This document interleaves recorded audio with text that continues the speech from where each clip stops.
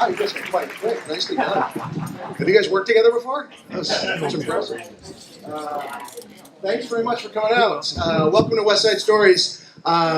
Thanks so much once again for showing up, filling the room. We greatly appreciate it. How about a huge round of applause just for you guys getting out of your house. My name is Dave Picorni. I will be your host, MC, whatever else, plenty of other things you can call me, and I have been called. And those of you that have not been here before, I will run through what we're doing here. I know some of you just strolled in and said, I was here to drink port, for crying out loud. And some sort of story thing broke out. This is WestSide Stories, and we are approaching our 3rd year anniversary in November, which is so thank you guys for the support. That is very nice.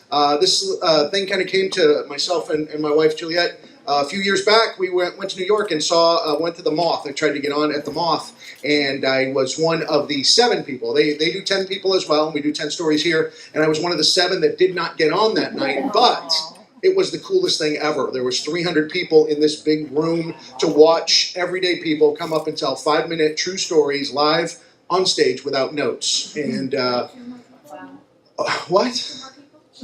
You were there, can't you tell? It's like, what? I was kind of in the middle of something, but I'm married since 1991. I'm used to that.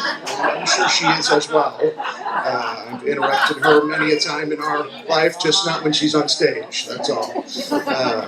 So I guess there's 2 more people. That's the rumor. And if we could kick 2 of you out, that would work out really well. And we're going to pick a green ticket for that. So anyway, we went to the Moth in New York and saw it and thought it was the coolest thing ever. Went on their website and they said, hey, if you want to start one of your own, here's the way you do it. And that's my daughter who's walking by learning from her mom. Just there. Go that way, or through the back, or there you go. Alrighty. I think the rehearsal is going quite well, don't you? Well. So anyway, we came back to Petaluma and said, we looked at their website and noticed that they had them springing up in, they had Chicago, they had New York, Detroit, LA, and one other place, and we said, the next place has got to be Petaluma. That's got to be it. We fit right in there, and it seems to be working out. And what I would like to do also, welcome the return of Petaluma Community Access, and thank Molly for coming out and videotaping the show. First year and a half or so, it's completely volunteer, and we appreciate that. And first year and a half or so that we did the show, we had a gentleman come in. He would do it all the time, and they put it on, and we won some awards. And then he had to go on with his life. And hopefully Molly never has to. So I appreciate that. And so this show, those of you that become storytellers tonight, you can watch for yourself on Petaluma Community Access TV. I will be sure to let you guys know where and when, what channel and what days that it plays. I'll call y'all, I promise. No, you can check our website, which is WestSideStoriesPetaluma.com. You can check that out, and you can also check out the Facebook page for those of you that do the Facebook thing. It is there. So let me tell you the rules of what we do here tonight. Here they are. These are the only notes, really. Well, actually, I have a couple announcements, and I'll need those as well. But other than that, the rules are potential storytellers drop their name in the hat, which is really a basket, before the start of the show, which we've started, so that's it. Only 10 people are pulled completely at random. I don't set them up. I don't have any idea when they're coming. In fact, usually the last storyteller on stage, I ask them to pick one of the numbers, and we just go from there. So I have no idea who's coming up next, nor do they.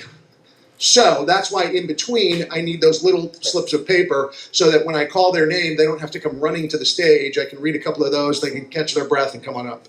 So only 10 are pulled. After all 10 are heard, a random audience member, you get your little green ticket pulled from me, and hypothetically I pull your ticket out, and you get to choose which story you liked the best, and that particular storyteller walks away with $50 cash money.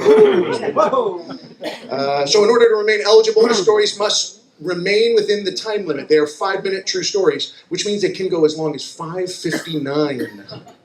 Okay? I hit a bell right over there, a little hotel bell at 5 minutes. If I hit it again, that means 6 minutes, and that means that person is technically not eligible for the $50. So stay within the time limit, and you possibly can win some cash money, and we won't tell the IRS about it. So there you go. Those are the rules. It's just that simple. So by applause, how many people are here for the very first time?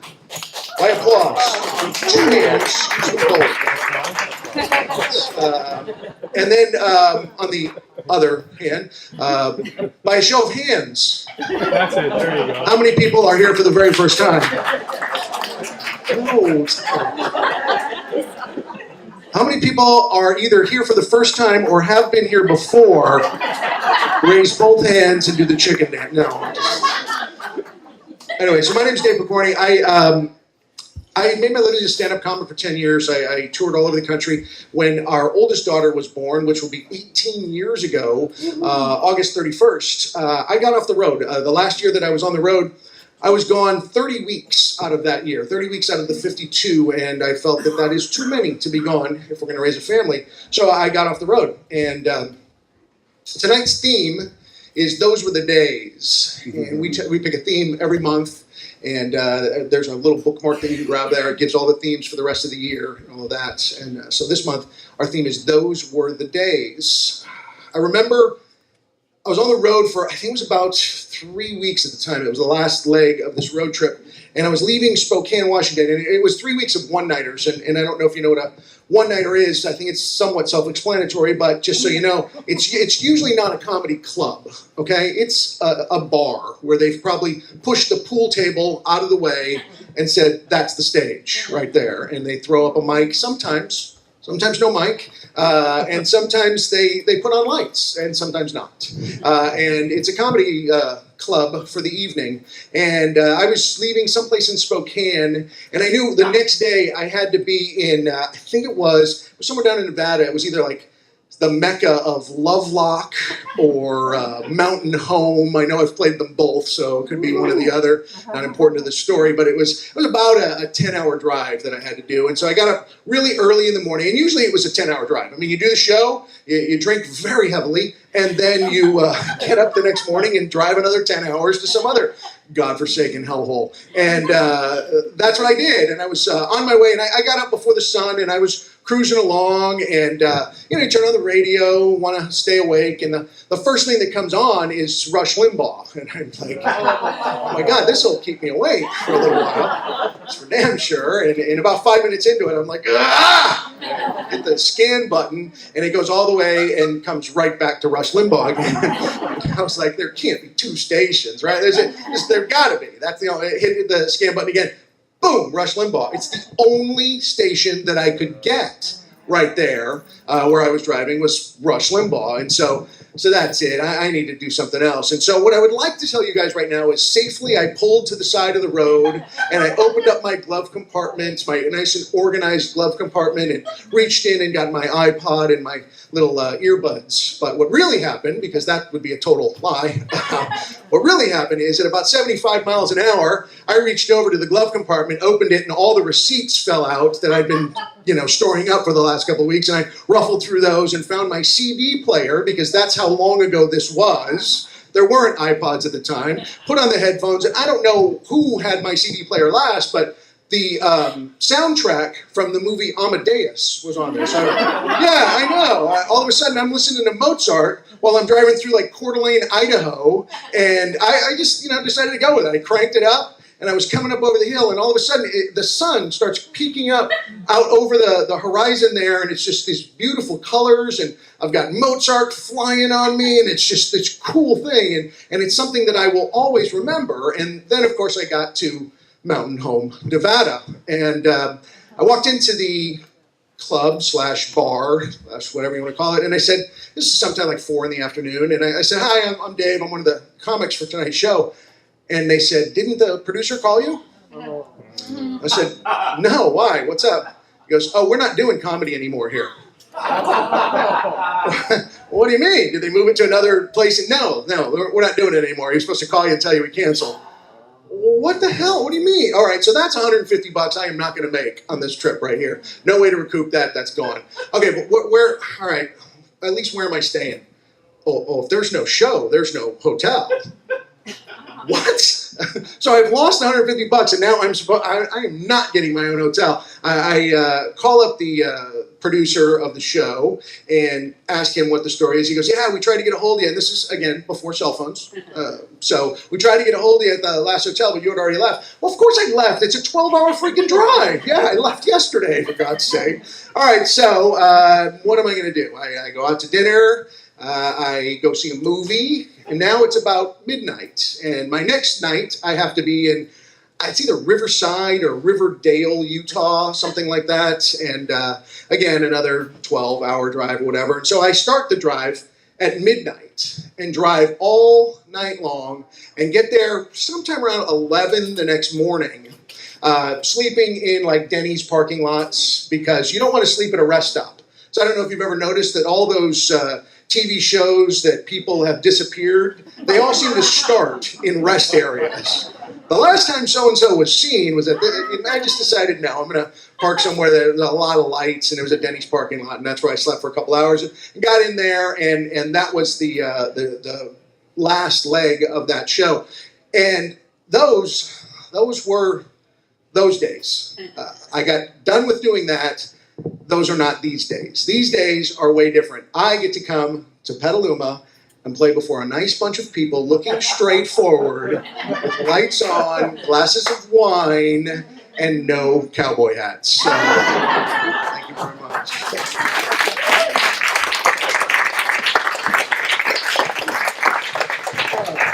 So, what I'm going to do is I will not forget to bring my wine, because I've done that before, like there's 3 or 4 storytellers, and got no wine, and that's just wrong. So, storytellers, right there. Here they are. Pick a number between 1 and 12. 11. So, figuring that is number 1, I will go with that one right there as number 11. And I'm not even sure if there's 12, but I know there's more than 10. So.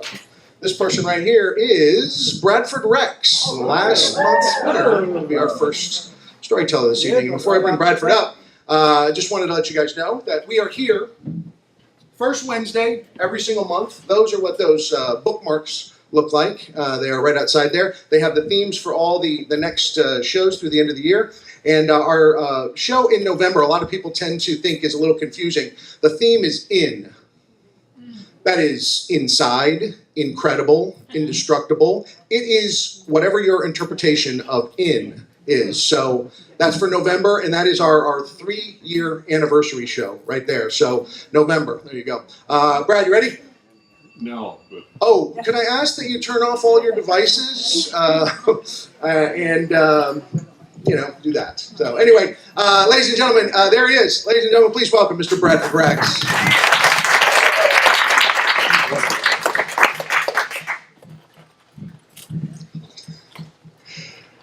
I wish you'd have been driving through North Dakota, then you could have listened to Native American music on the 1 AM station that you can get while you drive.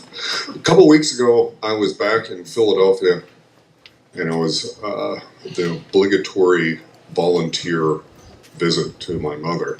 And my sister and I were going through some things, and I had asked my mother about a recipe for shoe fly cake. And because when I make it, it does not turn out the way that she had made it. And because I thought that maybe she had skimmed on some of the directions. And she said, well, go to the recipe box. It's in the kitchen, it's on the second shelf, it's to the left of the coffee cups. So there I went, and I got the recipe box and came out. And I handed it to her, and she flipped it open and said, oh, it's Chris Spangler's birthday next week. You ought to call him. And, Claire's not doing well. Since Bill died, she's in a nursing home. And my sister and I are looking at each other thinking, well, she has, in fact, gone around the bend. And we're concerned.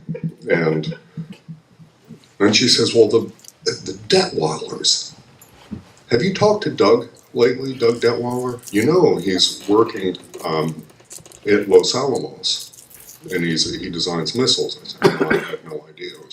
And his birthday's not coming up for some time, so I'm not concerned about that. I said, Mother, and this one won for some time. And she's, oh, Phil Santangelo is going to be 87 years old. You really ought to call him while you're back here. It would be nice. I think you would enjoy talking to him. He misses you. So, Mother, I want to get you back on track. What about the shoe fly pie and the shoe fly cake?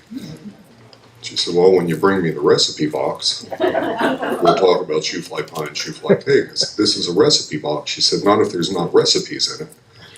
This is the address box. Oh, no, she's not. She said, I'm old and I'm sick, but I'm not daft. And thank goodness my mother uses words like daft. She also says jalopy, which I think is a tremendously underused word. Some of us drove jalopies here this evening. So my sister and I are staring at each other, and I says, go get the recipe box. But I was less concerned about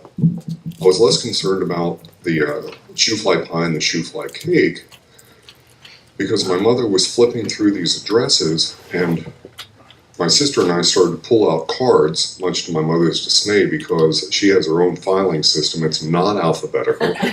There's a hierarchy. These are people we met camping. These are people from the Carousel Club, which is a dance club. These are people that were in your father's golf circle, and somehow she knows where everything is, and she has notations of everyone's birthday, their children's anniversaries, and who's going where to school. And she sent cards to everyone, and she sent notes. Sometimes there were postcards. We traveled, and we always bought tons of postcards. And then it was a chore when I was a child, but after Christmas, we would sit down, and my mother would make my sister and I write thank you notes. And it became less and less of a chore as it became more and more of a joy to contact with people by the U.S. postal system. And when I realized how much fun I had when I got a card in the mail, that something was addressed to me, that somebody took the time to write something down and to put a stamp on it, and they picked out a card. And my mother does this still. She doesn't do social network. She understands the basics of how a computer works, but she doesn't do LinkedIn and she doesn't do Facebook. We were camping one time. I think I was 13.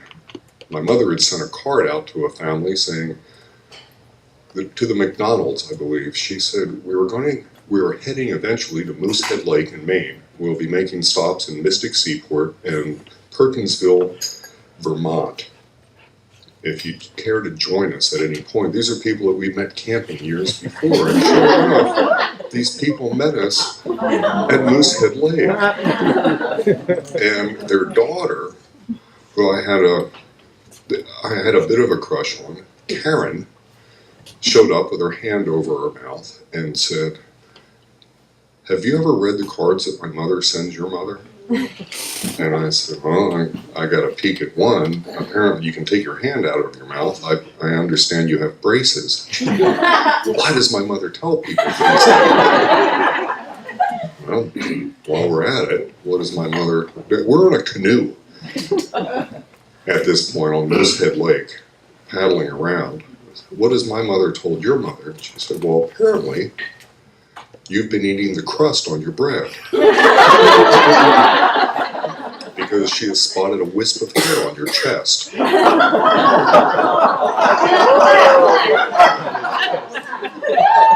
For those of you that are giving me a blank look, if you're not from the East Coast and you don't understand that, someone outside on the sidewalk this evening can explain that to you. Eat this, it'll put hair on your chest.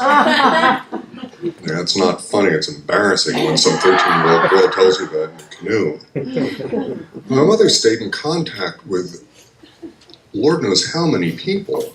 And we just went through this, and some of it was sad to go through, and she said, well, I guess I can take this card off. That was always sad. And my pizza's ready. But But that she has stayed in contact with all of these different people. And I look at the computer and I get an email blast or I get an evite, and I just happen to be on your list, and I'm not even in town, and you haven't figured out where I am and what I'm up to. But so I would suggest that maybe you think about a family member or a friend, and you go home and look up their address, their street address, and go to the store and buy a card, buy something fun, and send it to them, because those were the days that we got things in the mail other than bills and junk.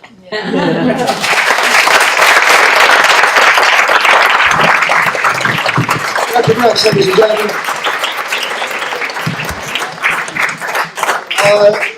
There are 13 of these. Bradford, number between 1 and 13, prime number between 1 and 13? 7. Yeah. He always does prime, so. 2, 3. Bradford is prime. 4, 5, 6. There it is, number 7. And in advance, I'll apologize to the 4 people that won't get on this evening, but save your story for next month. It'll be here. So this is, I won't be able to pronounce your last name, Jim Dombrowski? Was I close, Jim? Yep, that's it. It's pronounced Jim Jesus, which is nice. And while Jim is catching his breath back there, these are what these are good for right here. Give us one line about a day you'll never forget. August 9th, 1972. Braces came off, and lo and behold, a swan emerged. I celebrate it every year. That's in 2 days, right? Whoever that was, that's 2 days from now. There you go. And she's smiling big right now. Give us one line about a day you'll never forget. When my pet rat had 20 babies that we allowed to run around the room, and my mom walked in. Ladies and gentlemen, please welcome to the stage Jim Dombrowski. Here he is.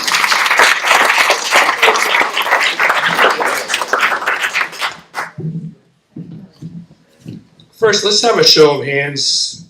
How many here have been tear gassed by a helicopter? Do we have anybody here that's been tear gassed by a helicopter? Okay, this starts with being tear gassed from a helicopter when I was in graduate school at Berkeley studying for philosophy and theology degrees, and the experience transformed my whole perspective on life, and I decided to become a lawyer.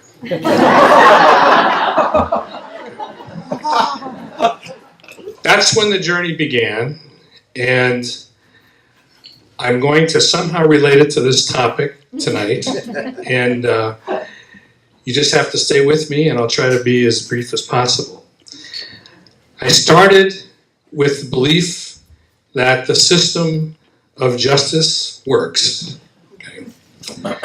And I started in law school, and while I was in law school, I was able to work with public interest lawyers, and we effectuated a precedent-setting case at that time, which was to stop redevelopment of the South Market area in San Francisco, where they were relocating retired pensioners from dilapidated hotels in the South of Market area in order to build what became the Moscone Center. And, you know, if you're familiar with that area, and we succeeded in getting an injunction stopping the redevelopment until the city and county of San Francisco complied with the redevelopment laws that required decent, safe, and sanitary housing for the retired pensioners that were being, and these pensioners, by the way, were all retired longshoremen. So the system worked while I was in law school, and I was absolutely astounded that to be involved with this legal team that actually accomplished something that the law was protecting. And from that point on, then I got involved after law school in various other cases, which at the time actually worked. I mean, everything from protecting welfare recipients, making sure they were getting their benefits under the welfare laws in the city and county of San Francisco that ultimately had the effect of substantially increasing the welfare recipients for all of the state of California to every various other areas of public interest litigation. During that time, I also got involved with antitrust enforcement against big corporations. And it worked. The system worked. And believe it or not, during the 70s, which is when I was practicing law in the city in San Francisco, I was really, amazed at the system accomplishing what the law said should be enforced. Okay, then the political system the pendulum began to change. And what I'm about ready to tell you is what is the theme of this, is that that's the way it was then. Now it's changed dramatically. Now, for instance, since Reagan became president, he appointed people in charge of the Justice Department, a guy named Baxter out of Stanford, who believed that the important way to deal with the antitrust laws was not to enforce the antitrust laws. So from that point on, Reagan appointed lawyers that were against antitrust enforcement, and most of them, were appointed to the federal bench, be it the district court, the Ninth Circuit Court of Appeals, and ultimately to the Supreme Court, to the extent Reagan appointed the few justices at that time, and they didn't enforce the antitrust law. They found ways to dodge it. And so that's basically the way it used to be. And it's very difficult now. It's very difficult to hold your head up high and as a lawyer and say, the system works. So it's not very funny. It's tragic. And I'm here to tell you that sometimes it does work. Sometimes you do find people in the judiciary that actually read the law and apply the facts to the law. And so that's the reality check. And the theme, I think, is very consistent, that that's the way it used to be. So I'm sorry to bring that bad news to you, but thank you for the opportunity.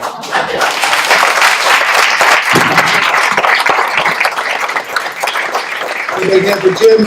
Jim, am I saying your last name right?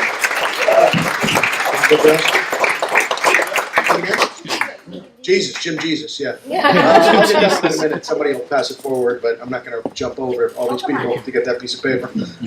Jim, can you give me a number between 1 and 12? Show the people. 3. 3, 1, Show the people 2, 3. You noticed I had trouble counting up to 7. All right. Thank you for keeping it prime. Also, I like that. Very nice. This is Renata Santeria. Shantera, sorry. I'll never make it wrong again. I'll screw it up, I promise you. Okay, a couple of little things before we move on here. Hey, if you guys have not done this before, coming up on the 17th of August, something really cool happens downtown here. We have the Great Petaluma Treasure Hunt. Cool, there you go. A couple people have done it before. It is totally fun. You get groups of people together.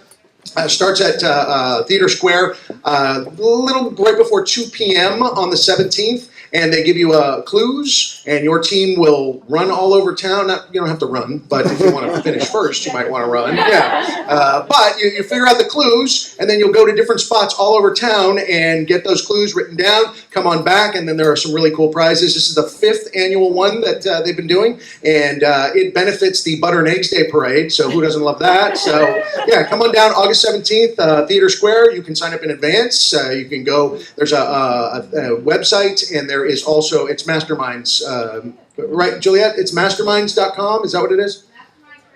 Mastermind Treasure Hunt.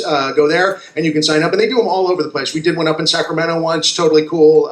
My wife and kids have gone down to San Francisco and done them, and they're really, really fun, and they can attest to it. So there you go. That's happening on the 17th. And let's see, a couple of these. Give us one line. About a day you'll never forget. Middle of the night, on my birthday, naked in bed. That's not it. Awakened by a fireman. All right, it's getting more interesting. Telling me there was a fire in the building and I needed to evacuate. Waking up naked next to a fireman, Yes. that's a different story, though. So. Give us one line about a day you'll never forget. Luckily, the plane didn't crash. Ladies and gentlemen, please welcome to the stage that piece of paper, Renata, and she'll tell you how to say her last name, I promise. Renata.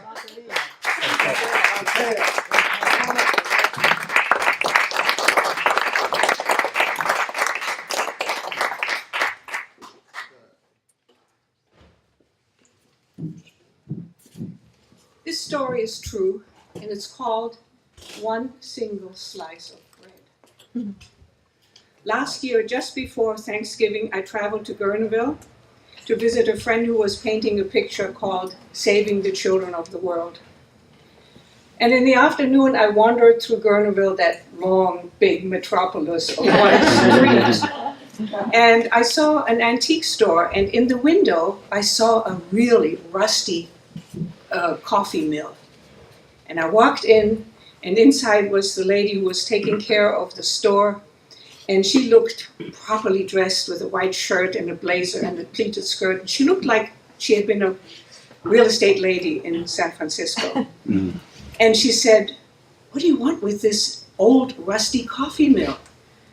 And I said, "Well, I'm buying it to remind me of the good times I have now and the times that were then." She said, what kind of times? And I said, well, it was in the Russian occupation. There was a lot of hunger. And every day in the fall, my grandfather, the retired judge, would crawl along the furrows in the field and pick up the single stalks of wheat that the Russians with the harvester had left behind. And then he would go home and beat the wheat berries out of it. And then every morning with that rusty coffee mill, he would sit and grind the wheat berries for our gruel. And then later in the day, the retired judge, very judiciously weigh the one slice of bread that we got, so it would really be correct and exactly the same for everybody on a letter scale. So Sandy heard this story, and she said, "Yeah, Thanksgiving." And I said, I'm putting this on the Thanksgiving table to remind myself and my family about those times then. And she said, "Yeah, Thanksgiving. Those were the times when my husband and I moved to Guerneville, and we were retired, or he was retired, and we bought a house, and we were just going to enjoy our wonderful retirement. And then he died, and I was unemployed. And so I took this job in this antique store, and I thought to myself, oh my God, it was freezing in there. It was the middle of the winter. It was so freezing. What a hard job." And she said, "But Thanksgiving, every year I buy a turkey, and I fix it with all the trimmings and the desserts and the stuffing and everything, the cranberry sauce. And I make 3 big platters, and I give it to people, friends of mine who have a lot less than I do." And I said, "Sandy, that is so kind, so kind." And then she sort of sighed, and she said, "Yeah, but they have less than I do." And she sighed, and she said, "But every year the turkey's getting smaller." And I heard that, and I paid for my rusty coffee mill, and I went to my little hotel, and it haunted me all night. And so the next day I went back to the antique store, and the owner was there, and he was an enormous man, and he was very dirty. And he said, "So what do you want, little lady? What can I help you with?" And I said, "Well, I want to talk to Sandy because and he said, "I'll give her a message." And I said, No. I had a personal conversation with her yesterday, and I really need to see her." And he said, "What? You did this on my dime? When she was supposed to be working in the store?" And I said, No. Nobody was in the store. Nobody was. You weren't shortchanged. Everything is okay." And she said, "Okay, come back tomorrow." So I went back the next day, and I said, "Sandy, come over here. I'd like to talk to you." And I said, Sandy, you told me the story yesterday about sharing your turkey and all the wonderful trimmings that you made with the people. And I want to make a contribution. And I gave her an envelope. And she looked into the envelope and she said, no, absolutely not. I will not accept it.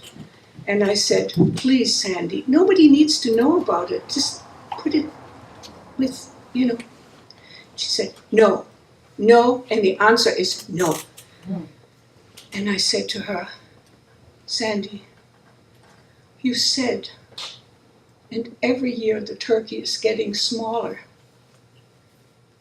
And she looked at me, and there was this dead silence, and her jaw dropped, and then she started to laugh. And she laughed, and I said, Sandy, what is it? And she said, no, Renata, it's not that.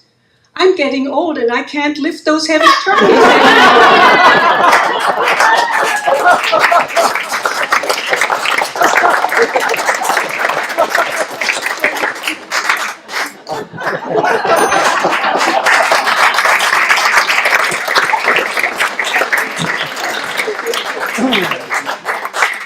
Renata Centel, ladies and gentlemen, there she is.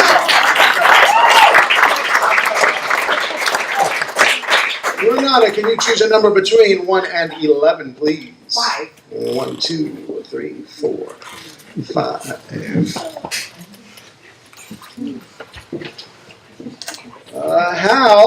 Hal McCown is how I say it. Hal is our next storyteller, and I will tell a couple of these in between. Actually, I have another quick announcement. Pretty soon it'll just be announcements in between all the stories, and I won't need those. But this is actually very cool. The Petaluma Readers Theater, they had sold-out shows just a couple of weeks ago of this performance of Childhood Revisited, which I didn't get a chance to see, so I'm glad you are redoing it. And they are putting it up again down at the Petaluma Arts Center, and that's going to be August 23rd and 24th. Those are coming up really soon. Same cast, same show, different space. That's all. So, Petaluma Readers Theater, and if you've not gone to any of those shows, I've been to quite like 4 or 5, I think, and just great entertainment. Come on down and check that out on the 23rd and 24th. Thank you. Allow Jesus to do that, for crying out loud. Jim? Give us a line about the day you'll never forget. We walked around the corner and our car was gone. That is a day you are not going to forget. All right, here's another car one. Give us a line about a day that you'll never forget. The car was on its side, but there was no one in it. Ladies and gentlemen, please welcome Hal McCown.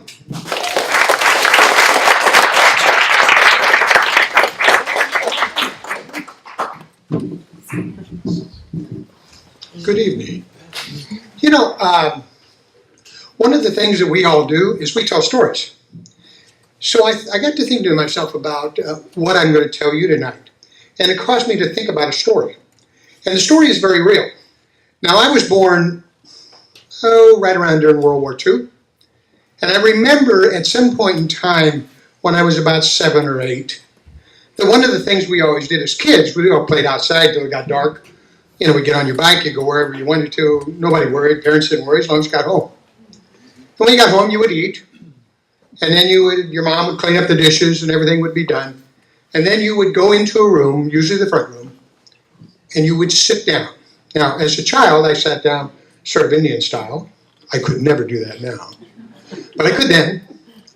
And I'd sit in front of this piece of equipment, and it said RCA. And we would listen to the radio. Now, the beauty of the radio is that it told stories, and you listened intently. So, you may like mysteries. Inner Sanctum. Inner Sanctum was always great. Because Inner Sanctum was this baritone that would announce what was going on. And then, of course, he would have a quick commercial break from our sponsor, Oxidile, make everything white. And then he would say, in tonight's story, our guest star is Boris Karloff. And listen to our story. And you'd hear, The door would slam. No. Now, how about, who knows what evil lurks in the heart of men? The shadow knows. Was that exciting? So you get in there, you get really invested in these things. And some of them were 15 minutes and some were 30 minutes. But I remember what it was cool was it looked like a Norman Rockwell kind of painting. I mean, here I am sitting down there with my sister, who's about 2, who doesn't pay much attention, and my mother and father. And we're sitting there in front of this thing listening. So if you didn't want mysteries, you could always do comedies. And you think about all the people, the famous people, George Burns, Gracie Allen.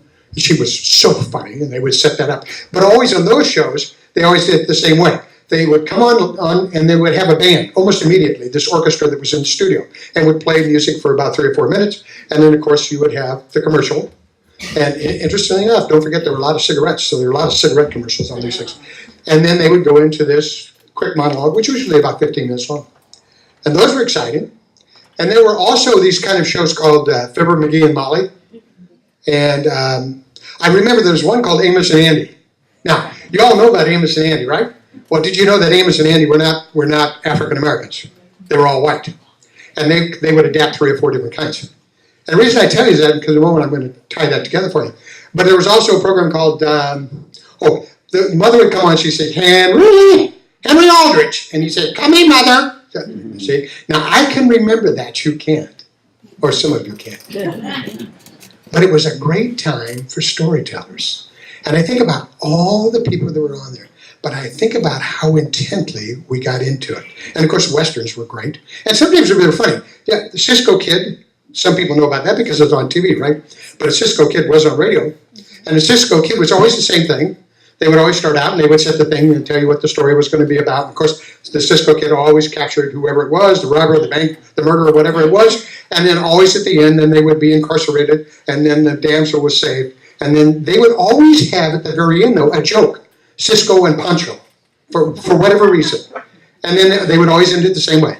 And it would always be about, Pancho would say, oh, Cisco. And Cisco would say, oh, Pancho. And then they would laugh, and they would go. It was always the same thing. And see, so when you're listening to these radio stations, you always got ready for that.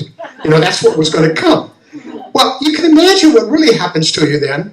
So this is like 1949, 1950. And all of a sudden, my folks are the first ones to get a television. Our television is a 3-inch screen. Your iPads are bigger than that. And a 3-inch screen.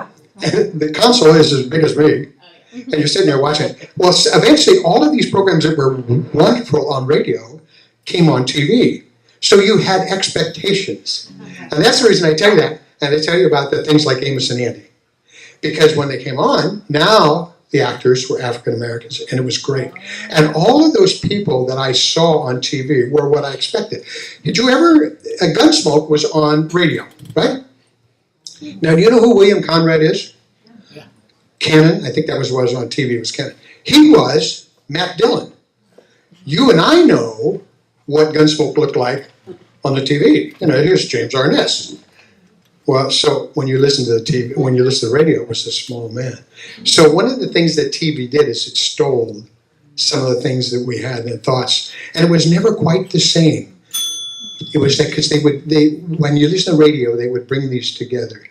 So radio, as we know it, died in about 1962. The last of the radios were there. But the good news is that I can remember, and I can tell you stories. And you can still go online and you can get these radio stations. And nothing better than to listen to Boris Karloff. Thank you very much.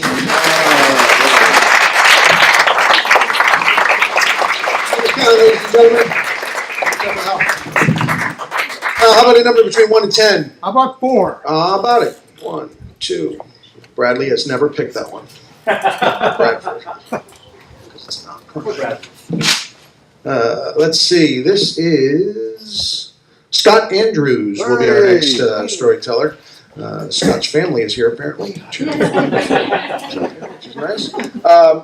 I just want to mention next month, again, we are here the first Wednesday of every month, so it's easy to remember that. But if you don't, I'll tell you the actual date. September 4th, we are going to be here. And I try to keep the theme along something that's going on around that time of the month or whatever it is. And it's school is starting in September. At least it used to for me. I don't know how it happens that it starts in the middle of August now and ends in May.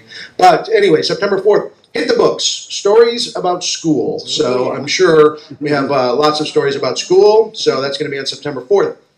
And before we bring Scott up here, give us a line about the day you'll never forget. Making sand angels, first time at Burning Man. How hot could that sand have been?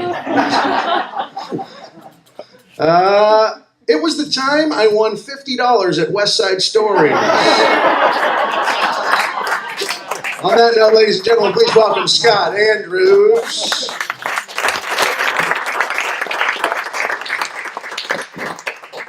So this is a new experience for me. I've never told stories to anybody other than my family, so you're all in for it. So I was going to tell you a story about a trip that we took. This is actually a true story. A trip that we took in 1966 over Christmas break. And we went with our neighbors, who were like our very best friends, down to Mexico. And so we're driving down. I remember at the time I was reading all the Horatio Hornblower books, and I was completely absorbed in these books. And my dad, because he decided to save money, he was always kind of cheap, decided to buy this Volkswagen bus, but he bought the Volkswagen bus that had no interior. It had a front seat, and then the back was completely bare metal. So my sister and I would sit in the back on these pillows and blankets and things and drive down to Mexico with our friends. And by end of every day, we were almost deaf. Our ears and the Lettigs, who were our neighbors, we lived on this little cul-de-sac, so we kind of all hung out together all the time. And our parents were best friends, and we were best friends, and everybody was over at everyone's house all the time. And so they also had a Volkswagen bus, but theirs actually had an interior, and had, like those cool skylight windows and stuff. It was very hot. And so they had Big Paul, we called him, was the dad. He had grown up in Peru, so he spoke Spanish, and that was kind of our safety net going to Mexico. And the mom, Carol, was almost a spitting image of my mom, and those two got along all the time. And my sister and their daughter, Christy, were best friends, and me and little Paul were best friends. And then there was little David, who was like always underfoot all the time. So we go down to Mexico, and we pull up the vans on the side of the road. We park them opposite each other and put a tarp across, and then we'd open up the side doors. And we had like this cool little living room in between. So the neighbors or the grown-ups would all sit around and drink, and we'd go like play in the derelict cars that were off on the side of the road. They were everywhere. Every time we stopped, there was these derelict cars. And to this day, I don't understand how it is we didn't like get bit by a rattlesnake or get tetanus or something. But we survived. So anyway, we were heading down to Mazatlan. We were going to drive all the way from LA to Mazatlan over this Christmas break. And somewhere, I don't know how long it was supposed to take, but we never made it to Mazatlan. So we were somewhere down in the mainland of Mexico, and we turn right, just because we could, I guess. And we start down this road that it's almost like the Death Star channel. It's a straight road with literally 12-foot high dune grass on both sides, and we drive for 20 miles. It's just forever. And finally, miraculously, we end up at the beach. And we play around on the beach, and we camp there, and we're building forts with the driftwood and all that usual stuff. And I don't know how long we were there, probably several days. And finally we decided that it was time to leave because we had to eventually get back. And all this time, every time we'd camp, my dad would get up in the morning and like recite Rudyard Kipling. Whoever it was that was making breakfast, because I guess it was going to motivate them. We never actually cooked anything.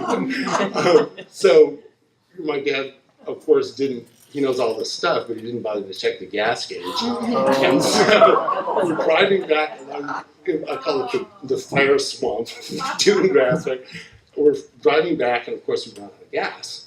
And so we figured, what are we going to do? We took the Coleman stove fuel and we stick it in the bus, right? And miraculously, it worked. Oh my God. Kind of. It's like, it was so loud. Oh my God. It was even louder than. And so my sister and I were like literally deaf by the time we get to the gas station in town. And we're headed to Guaymas for New Year's Eve. And we somewhere along the way, we stopped at this open air market. And I remember David and Paul and I were totally ecstatic because we found all these fireworks. We're like loading firecrackers and all this stuff. And I also remember that they had all these like chickens and pigs hanging from wires and strings and stuff. So the grown-ups bought all this food for this big feast we're going to have for New Year's Eve, and we loaded up on fireworks. And we get up to Guaymas, and immediately, as soon as we get there, we're lighting off fireworks everywhere. It's like kids in candy shops. And while I'm not looking, David lights a firecracker under my foot. And so pissed off. He beat the crap out of him, right? And he takes off into the dark. And it's like dark. And we're in Mexico. And we're in this giant campground. And nobody knows where David is. So we all go out searching for him. And my mom stays back in the campsite just in case he comes back there. And so at some point, we're searching on bathrooms and all this. My dad's walking back and he's talking to my mom and he's going, David wasn't, if Carol didn't spoil David like she does, he wouldn't be such a little shit. And then he looks up and there's my mom in the campsite and he realizes he's walking with Carol. It's really awkward. And so we get back to the campsite. It's like we're setting up for a really awkward dance. And all of a sudden, there's this shriek from the campsite next door. Oh, and I forgot to tell you about the chicken feed. So when we bought the chickens, they wrapped them up with these really gnarly, weird blue feet. And my sister and Christy decided to put them in the salad bowl of the neighbor. This woman is hysterical, thinking there's like Mexican voodoo or something. So anyway, finally, we packed everything up and survived that night. And we're driving back, and about every 5 minutes, my dad is opening the combi window, and we're deaf in the back. It's like you can't. Oh, Go on, keep going. all right. We can't hear anything. And I'm reading Horatio Hornblower. And at this point in this novel, this ship is full of rice. And it's like been leaking. And so the rice is expanding. And the ship is blowing apart. And so every 5 minutes, my dad is opening the window and cutting these huge farts. and we're deaf in the back and enduring this whole thing. But it was a fabulous film. So thank you.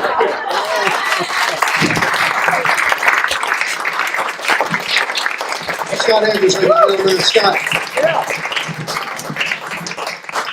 Folks, I'm actually getting texts from the people out there that they can't hear a couple of the storytellers because you're not close enough to the mic. So that's happened at least 2 times, and it's weird to get a text in the middle of the show. And go, it's about the show, but the show's live. And, So, Scott, if you could pick a number between 1 and 9. We are halfway there. We have got 5 storytellers to go, ladies and gentlemen. So, 1 and 9? 7. So if this is number 1, then we go number. That'd be prime. Would be prime. Very nicely done. 8 is, if we can just keep it prime all night, we'll never get through the whole night. So. That is going to be Pat Sterner, is what it looks like to me. Is that right, Pat? Wherever you are? Pat around somewhere? Did Pat leave? Is there a Pat Sterner in the room? Is this a fake name? Jesus, are you? There's no Pat Sterner? All right, I'm not going to check IDs. So I'm going to go back to number 7. What the heck? We got 1, 2, 3, 4. Now Pat will come running to the stage. 5, 6, and 7. There we go. All right, the second number 7 that we have for this evening is, looks like John Footy.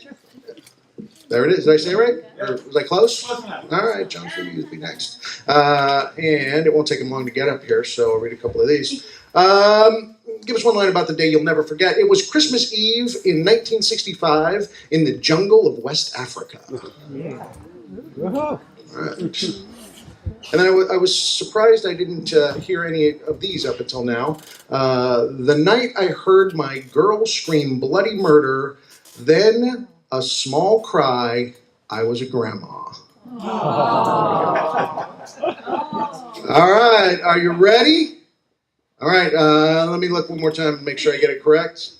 All right, here we have John Furty, ladies and gentlemen. John.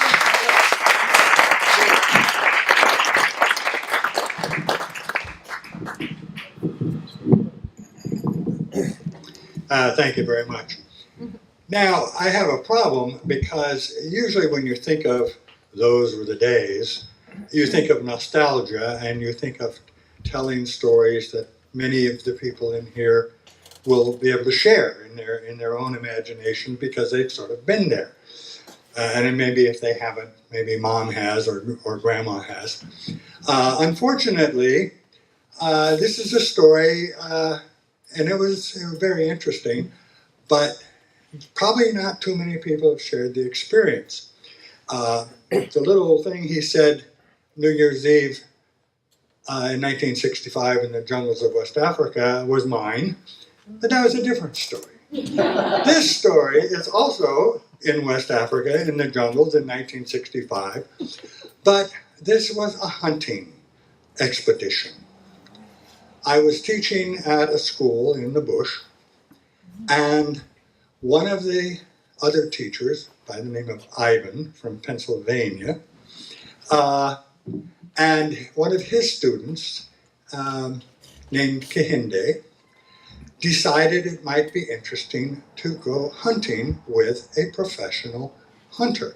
Now, before I went to Africa, the only thing I knew about Africa was what I had seen in Tarzan movies, okay, which was not really realistic. This was 5 years after Nigeria had gained its independence, so there was a time of a lot of turmoil.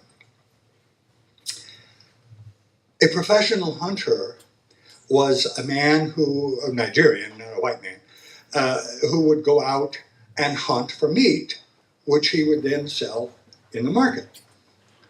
Because the amount of regular meat was either beef that had been walked 600 miles from the north of the country, and it got a little bit lean by the time it arrived in this area, or fish, which was fished in Iceland and dried and looked like cordwood. So protein was a little scant. So they had these hunters. Now, I, in watching my Tarzan movies, knew about hunters in Africa. They would go along and they would see a bent blade of grass and they would say, aha, a pregnant rhinoceros has walked this way 3 days hence. And I always wondered how they knew that. Well, it turns out that that's not quite accurate as far as the meat hunters were concerned. First of all, they hunted at night. And their method of hunting, they had what was called a Dane gun. And these were guns which were fashioned after the first guns to arrive in West Africa in the 16th or 15th century from Danish explorers, and they were flintlocks. Wow. Okay? They still made them. They made the barrels out of the steering columns of Volkswagen cars. Okay? Wow. And because they were homemade, when they fired the gun, they would hold it instead of aiming, it was sort of like a general point. But they had a tendency to explode, and it's best to get your head as far away from the mechanism as possible. And then the other thing they did is they wore a miner's lamp. Now, this is a miner's lamp as miners in this country wore in the 1800s. And they were made out of dripping water onto calcium carbide, which produced acetylene, which then burned with a dull flame behind a little reflector. And it would sort of shine a light out into the darkness. So we decided we would go with a hunter. There was Ivan, his student, myself, the hunter, whose name I don't recall, and his assistant. And we were in an area that was approximately triangular and bordered on 3 very small roads, each of which are about 6 miles long. So, however big that is. If you fly over this area in a plane and look down, it just looks like impenetrable jungle. You don't see any now and again you might see a stream or a river, but it's just trees. But once you get down inside the jungle, it's nothing but pathways, because this is where the Nigerians grow their crops. And it is interlaced with paths, and it's actually a very pleasant place. So, but Nigerians don't like the jungle. They work in it, they farm in it, they hunt in it, but they don't live in it, they live in town. So the guys who go out at night, there's kind of a special breed. So off we go on our adventure. Now, the other thing, of course, in Africa, people think of, all kinds of big game, giraffes and elephants, hippopotamus, wonderful, wonderful different kinds of antelopes bounding through the veld. No, they had killed off all of that game 50 years prior. There was a hyrax, which is a small bushy animal. There was a rat, which the Latin name is Rattus giganticus. And literally, that's the name. And it's about as big as a beaver, but it looks exactly like a house rat. Okay? It's just a very, very, very large house rat. Fruit bats. When we think of bats, the bats that we have here are insectivores, and they fly around and have a wingspan of maybe about so. But fruit bats have a wingspan about this big. So off we go, and there were many arguments between the hunter and his assistant as to which path to take. Meanwhile, they're sweeping the forest looking for eyes that are reflected from this weak beam, and anytime they see an eye, a pair of eyes, they will shoot at it. They have no idea what they're shooting at. We were lost for the entire evening. We never found our way out of the jungle to any of the 3 bounding roads until the next morning. But it was a successful night because the hunter bagged 2 rats and a bat.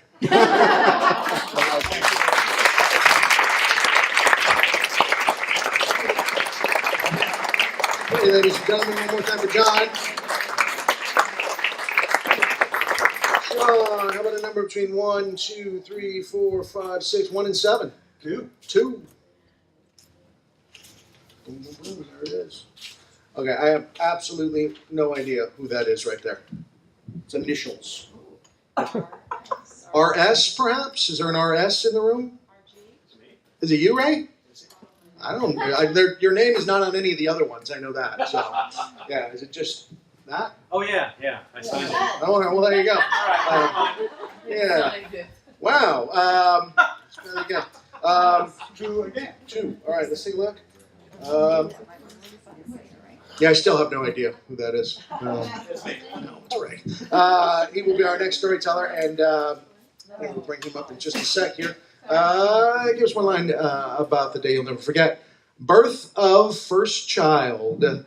Didn't know what to expect. Husband was playing golf. Came late, but in time for the birth. All right, nicely done, sir. Do you have to play through? Did they call you on the course? Come on, 16. I got 2 more. Finish up. Again, giving birth within. Oh my goodness. with an audience of family, medical staff, and the cleaning guy who wandered into the wrong room. Ladies and gentlemen, please welcome to the stage Mr. Ray Engen. Here he is.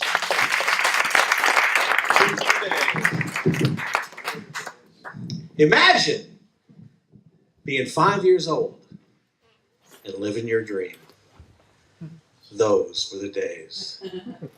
I was a fresh-faced, chubby-cheeked, toe-headed tot, ready to rock my very first Halloween costume. My favorite TV hero, Batman! The Biff Kapow's Hot Zowie! The network canceled the show. Holy heartache, Batman. You left a puzzled boy wondering. Heroes are wondering, or puzzling, growing up. They can be so magical, yet more often than not, they fail us, disappear, get arrested, become involved in an incident at a strip club. Who are the real heroes, anyway? It's not those individuals that we stand back and look up to. It's the people we stand next to and look into. That's where magic truly happens. I discovered the magic of my first hero the day that John Huber strutted into room D4 of Bel Air Elementary School to teach the 5th grade. Mr. Huber commanded and demanded complete engagement with flair, style, showmanship, and a genuine joy for life. He had the ability to draw any shy child out of their shell. And at that point in my life, I was painfully shy. At that point in my life, I was still living down a devastating kindergarten catastrophe that had the school psychologist referring to me as someone who suffered from peekaboo syndrome. Yeah. If I couldn't see you, you couldn't see me. See, at the time, my mother used to wear these stylish wraparound skirts. And if my shyness got the best of me, I would just walk inside of these wraparound skirts. Then the very first open house with every teacher, every student, every parent in attendance, one of the teachers, Mrs. Carrillo, happened to wear the same wraparound skirt as my mother. It looked the same from where I stood. Everyone laughed at me. I became the boy that put the shh in shy. Destined to be forgotten. 4 years later, 4 different teachers, I was still the same shy kid. And then Mr. Huber walked into room D4. Mr. Huber didn't look at me as a kid with a shyness problem, but I was more of a puzzle to be put together. He noticed that I didn't speak up in class, but he also saw that I sat next to the class clown and told him what to say. He called me the class clown's head writer, Cyrano de Robin Williams. And Mr. Huber had a plan. Every year, Bel Air put on a Shakespeare play. He was the director. He chose me to be the lead. And day after day, in rehearsal after rehearsal, line by line, scene by scene, Mr. Huber showed me that the biggest star was simply the person with the widest smile and the best attitude. The largest hero could invoke the most laughter and inspire the greatest emotions. I became the finest little Shakespearean actor that Bel Air Elementary School had ever seen.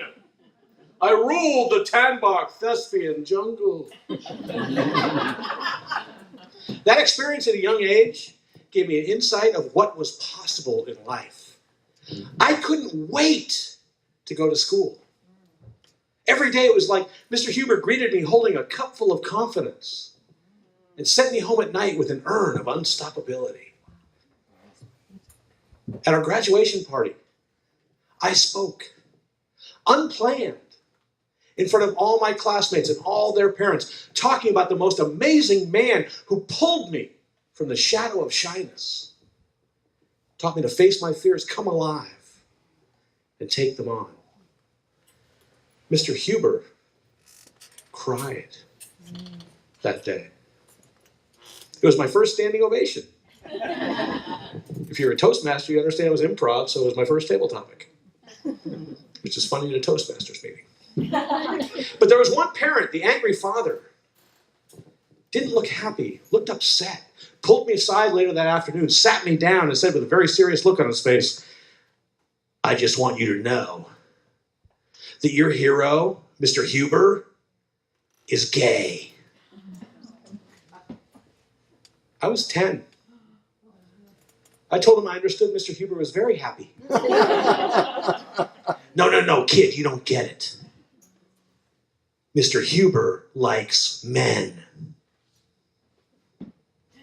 I was 10. Girls had cooties. That made me like Mr. Huber even more. My faith in my hero was unshakable because of Mr. Huber's faith in me. He found something inside of me that I didn't know existed. Don't look up to your heroes. Look into them. I would say to all of you, find the personal hero in your life that's affected you the most and write them a letter that tells them, hey, I haven't forgotten. I sent Mr. Huber's last week. I have one more to go.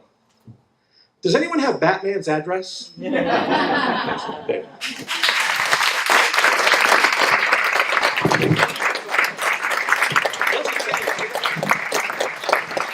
Good evening, ladies and gentlemen.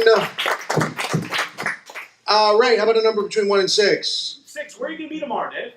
You know what? Let me get the plugs in, all right? Praying out loud. I had this all planned. Nobody has any faith in me, for God's sake. Did I get your plug in, the other person? Where are you, Jennifer? Jennifer, did I get your plug in? I did okay there, huh? Juliet, how did I do on yours? Great, thank you very much. Now I'm about to plug something for Ray. I don't know if you saw how subtle that segued in right there. But first, I'm going to tell you who this is right here. Our next storyteller is Sonia Tafajan. Did I say it right this time, Sonia? Yeah. Yay, I finally did it right. Sonia Tafajan, there it is. And she'll be our next storyteller. Okay, tomorrow night, the gentleman you saw, Ray, he has, he mentioned Toastmasters. He's won several Toastmasters speaking competitions. I believe it's like 3 or 4 he's won. And he is the district champion around here. And he is going to the national competition, the World Championship of Public Speaking in Cincinnati, Ohio. And tomorrow night is a fundraiser to help him get over there. And that fundraiser is going to be over at Lucchese Center. There's some flyers right here. I'm going to guest speak for a little bit. And there's a lot of other things happening, some prizes and stuff like that. And that starts at 7 p.m., does it not, Ray? Yeah. How was that on the plug, huh? Without even looking at my notes, for God's sake. Done this before. Ladies and gentlemen, please welcome to the stage Sonia Tafajan. There she is. All right.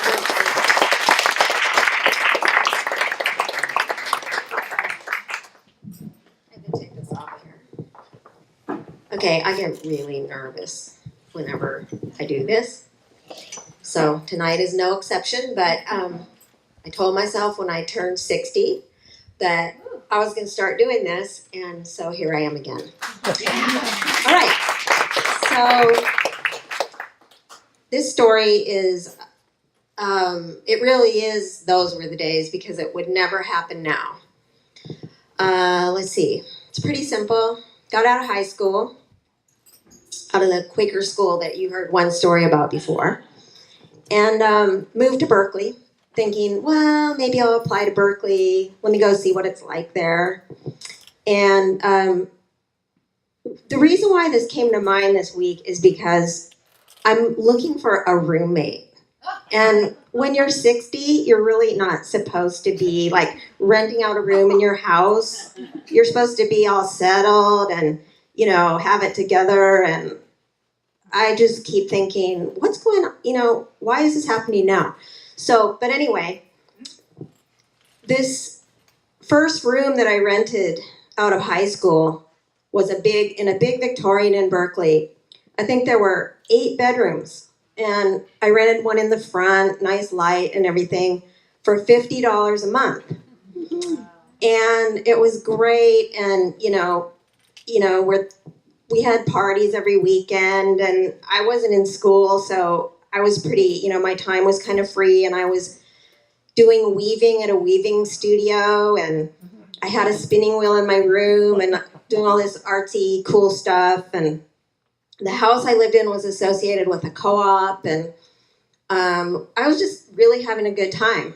And but the one thing that wasn't going well was that it was getting to be winter, and I was riding my 10-speed bicycle everywhere, and that just wasn't working out. And it turned out that a woman who was a friend of someone in the house wanted to sell her little 1967 Volkswagen, the little green one with the gray seats. And I loved it.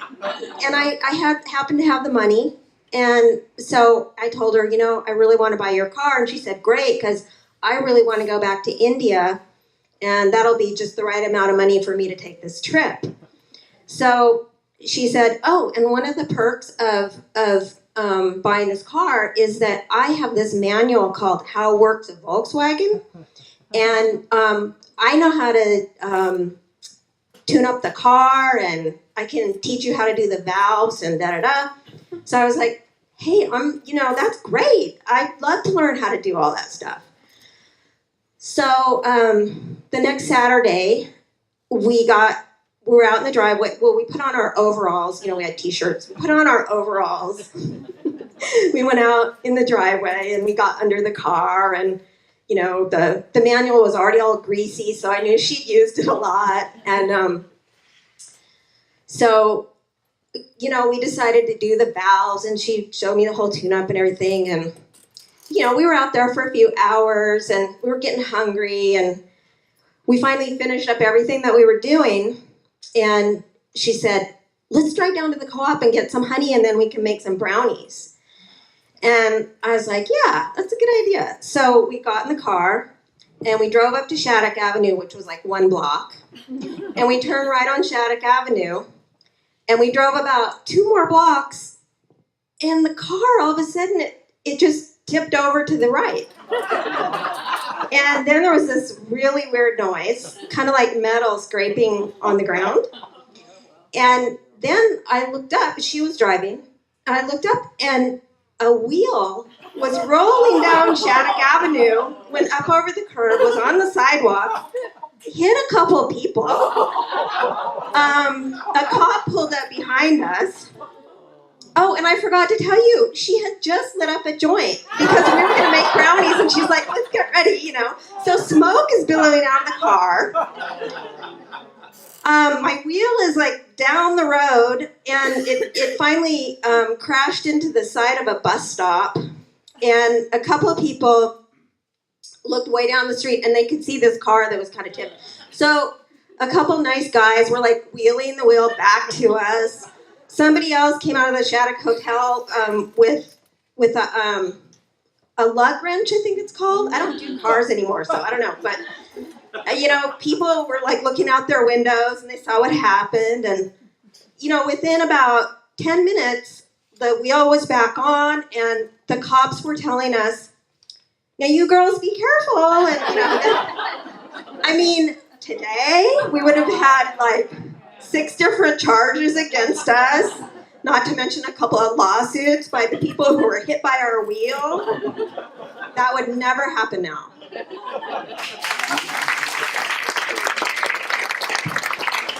Sonia Kapagian, ladies and gentlemen.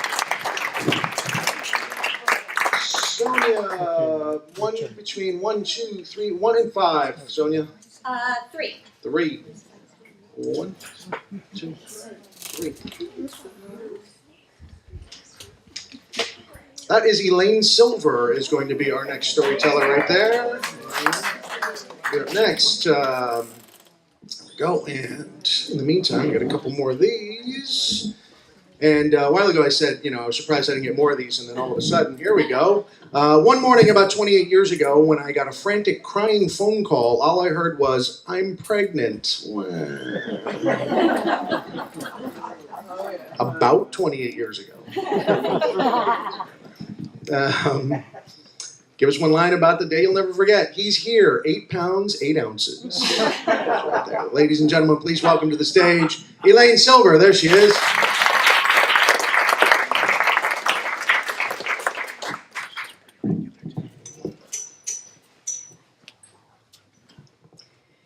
So when I was a little girl, from the time I can remember, I wanted to be an astronomer. I loved the stars and the planets. I loved everything about anything in the sky. But when I could read kind of adult books, I took out the most scientific books from the library about the stars, and I read them cover to cover. I felt like I had a personal relationship with all the different planets. It was so important to me that I felt like there was this big universe out there, and by learning about Mercury and Jupiter and Neptune, I was somehow part of this vast, unknowable thing that lived above us. I had star charts on the walls of my bedroom. I had that poster that you've seen a lot of the solar system, with all the planets in scale. I actually wrote down the names of the observatories from the photographs in the books that I read, and those were the days when you could just write so-and-so observatory in New Mexico, and it would actually get there, no zip code or anything. And day after day, I would get big manila envelopes with my request, photographs of the stars and the planets that their telescopes had taken. Real photographs, like you would take, your family photographs. I got that from them. They were like treasured possessions. One day, my mother came home with presents for me and my brother and my sister. Presents for our room. Our rooms. My sister and I shared a room, and my brother was next door in his own room. And my sister, she takes it, she's so excited, she got us these presents for our room. She takes out their new garbage pails, trash pails for our room.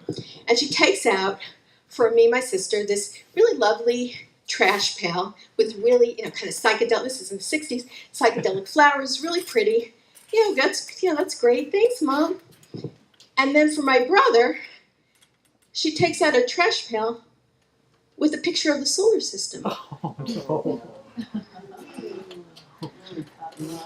Now, my brother was obsessed with the presidents of the United States and all the states. And he had these cards that he would read over and over again. And you could ask him any question about any state. He would tell you the state flower and the flag and when it became part of the Union, and any president about what the major thing in his term was and how long he, whatever. But he was not interested in the solar system. I was. And I said to my mother, I don't understand. I want that garbage pail. She said, well, you can't have it. That's for your brother. I said, I don't understand. I'm pointing to the poster of the solar system above my bed. She said, well, he's a boy.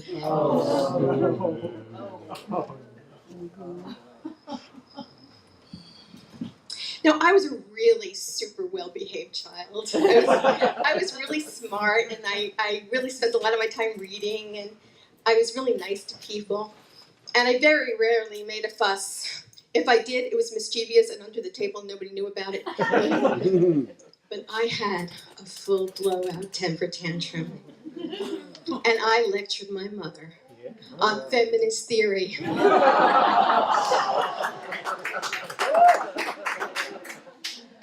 how there was no possible reason why the stars, which are above all of us, should be boys only.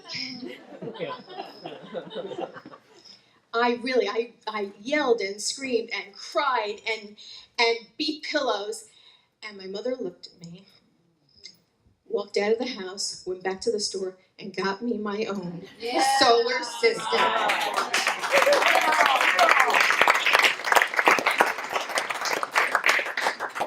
Now, those were the days where, she has to be forgiven for that attitude. That feminist thought had not yet permeated the whole culture. For example, a couple of years later, when I wanted to go to an academically challenging high school in New York City, I was not allowed to go to all of them except for one because none of the other ones allowed girls yet. So I forgive my mother. But you know what I have to say about those days? Thank heavens they're not here anymore.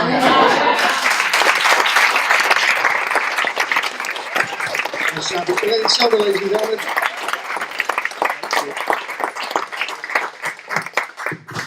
I was just going to come up and make some horribly sexist comment about how I decided get jumped and it would be ugly and I wouldn't make it to Ray's event tomorrow night. That's at Lucchese Center starting at 7 p.m., which is a fundraiser to get him over to Cincinnati to represent basically Petaluma, for God's sake. So if you people aren't there, I don't know what the hell's wrong with you, for God's sake.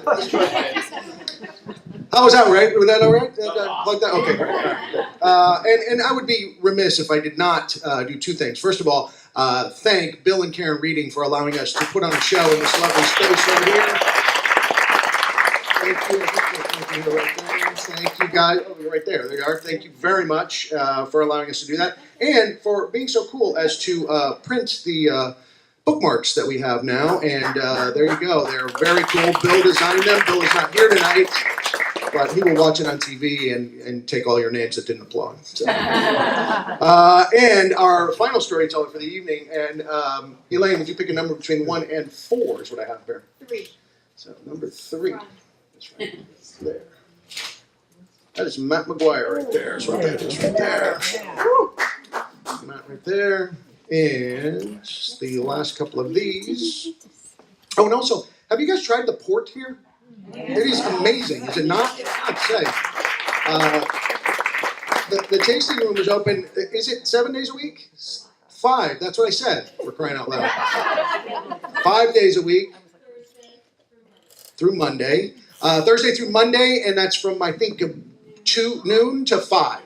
I got a couple of the things right. It's probably on here somewhere, for God's sake. But you guys got to come down. If you have not tried the port, even if you have tried the port, come on down, drink heavily, and then come to the next show, which is September 4th. Give us one line about a day you'll never forget. May 12th, 1985, speeding to Memorial Hospital. Could have been a baby. And give us a line about a day that none of us will ever forget. I woke up and called my dad on the East Coast, and he burst into tears. I couldn't understand what was happening. The Twin Towers had fallen. So that's a day that we'll never forget. Ladies and gentlemen, rounding out the show tonight, please welcome to the stage Mr. Matt McGuire. Here he is.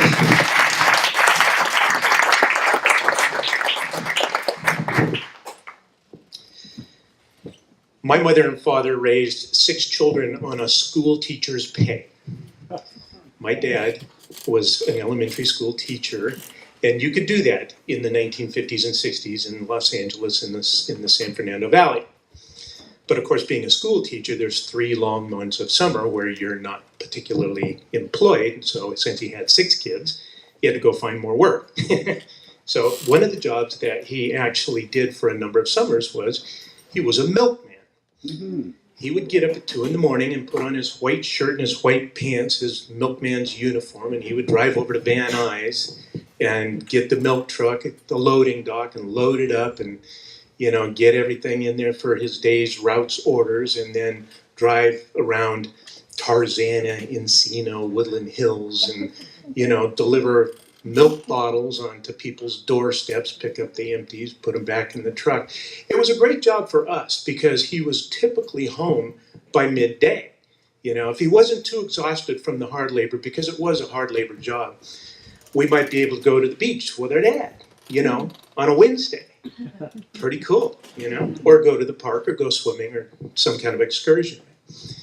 But you know, it was hard labor because those were the days when milk came in those glass bottles that we've all seen in antique stores that you could stove a person's head in, maybe pound a nail in a pinch. But, you know, the Edgemar dairy basically offered whole milk, skim milk, chocolate milk, butter, and I think maybe a little cheese, and that was about it. It wasn't a big variety of stuff. Those bottles were quart bottles or the half-gallon bottles, except for the chocolate milk, which came in these cute little pint bottles. Very cute chocolate. You know, you put those into a milk crate. Now, these milk crates were designed to withstand like a nuclear blast. They were like galvanized steel frame with half-inch thick oak slats. You know, they weighed about 12 or 15 pounds empty. They had a wire cage inside, put each bottle separately, you know, easy in, easy out. They wouldn't bash into each other. Load those things up with full milk bottles and put those in the truck. And, you know, they had a little protuberance on each corner that made it into a depression on the bottom corner so you could stack these things this high and they would be solid. They wouldn't fall over. Really good because you had to put it into the milk truck. Now, the milk truck was one of those old, built like a tank. It had the short, round, snub nose hood, you know, the split screen, and the doors would slide back into the back of the panel of the truck. The back was all insulated, but it wasn't refrigerated. They had to take, you'd go to at the loading dock, there was like a mound of crushed ice, a mountain of crushed ice to my eyes. And you would shovel those into, you know, a cloth bag and throw those in on the crates, and that's how you kept cool as you ran around and did your deliveries. The truck had in the cab, there was only one seat for the driver. It was kind of a little pillion seat, you know, a pedestal seat. You practically drove the thing standing there. You just kind of leaned against the seat, you know, and it was a stick with a, you know, long shift off the floor. And, you know, you'd keep the doors open because you would, you know, you'd drop off your milk and pick up the empties and hop in and go to the next place and you just hop out. And not a lot of standing up and sitting down. It's very, very efficient. But the really cool thing about this job was that with a little coordination with my mom, my dad would come back to our house. He'd leave his route maybe a couple hours before the end of the day, and he would come pick up one of us kids to go do the rest of the route with him. Now, this was high adventure. LA summer, right after breakfast, there's Dad running down to the truck. It's hot, you know. There's like 1,000 fingers probing your body to take out every water molecule it can find. And, you know, there's no seat for a passenger in the thing. So my dad would take one of those milk crates and flip it over and take a couple of the empty ice bags, fold them up, put them on top, and that was your seat. Here, you want some chocolate milk?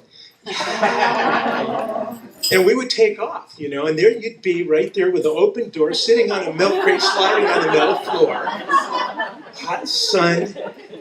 You could put your foot out if, you know, if your dad would let you.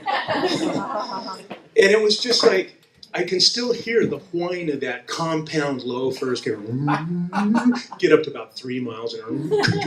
The tinkle of the bottles rattling in the milk crates in the back, you know, chewing on some of that ice out of one of the bags when you got too hot, finishing off your chocolate milk, looking up at my dad in his white milkman's uniform, you know, just going, couldn't be any safer than this. Couldn't be any happier. And those were the days.